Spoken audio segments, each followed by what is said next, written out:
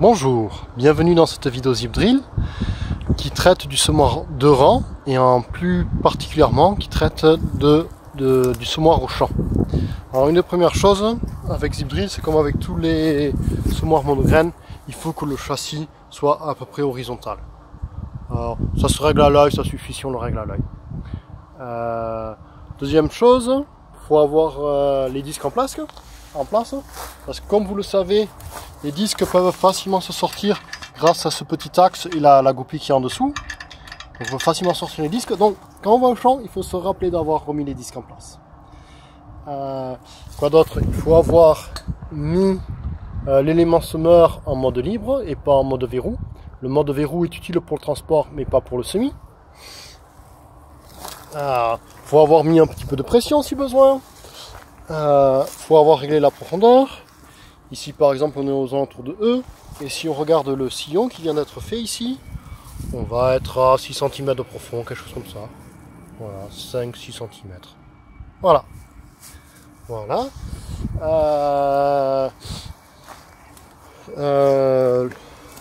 Si vous commencez à bourrer au niveau de la dent ici devant, une des premières choses à faire, c'est de regarder au niveau du disque. De s'assurer que le disque est bien aligné avec la dent. Et on peut faire ça par exemple en mettant ses doigts dans la tranchée du disque et en suivant la tranchée jusqu'à voir si on tombe en face de la dent.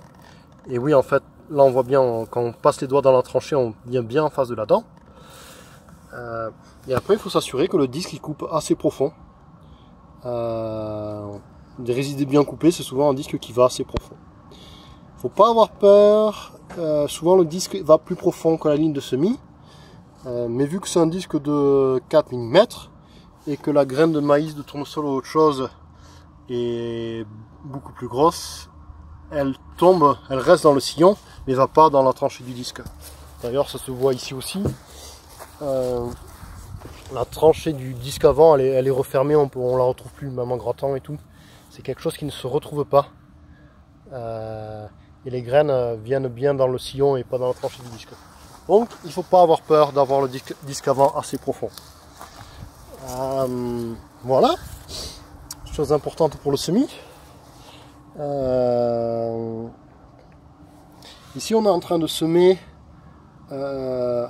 avec la dent large et avec le kit d'engrais liquide. Donc c'est la dent, le socle, la combinaison de socle la plus large qu'on ait. Et vous voyez, on voit à peine où on est passé. Moi je sais que le sillon est là, mais parce que je suis passé, mais il est bien refermé. Donc si vous passez dans des engrais verts bien développés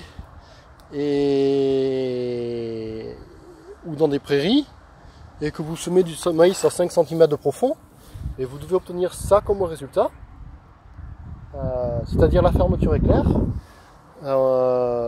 Zip Drill passe et on ne voit pas la trace, c'est juste une fermeture éclair, ça ouvre et ça referme le sol.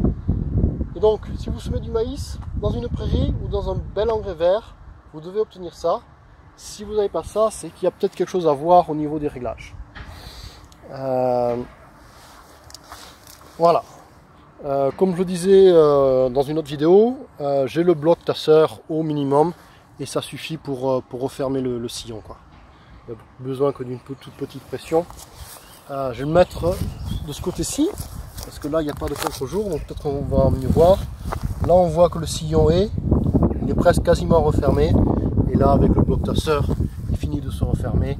Et voilà. On peut mettre plus de pression si on veut, on peut voir si on peut plus les serrer, tout ça.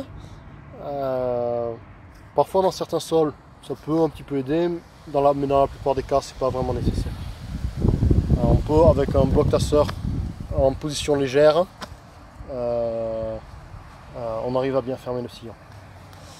Voilà, une vidéo assez longue, mais je trouvais que c'est important de faire un petit peu le tour du semoir quand on est à la parcelle et regarder de près tous les éléments.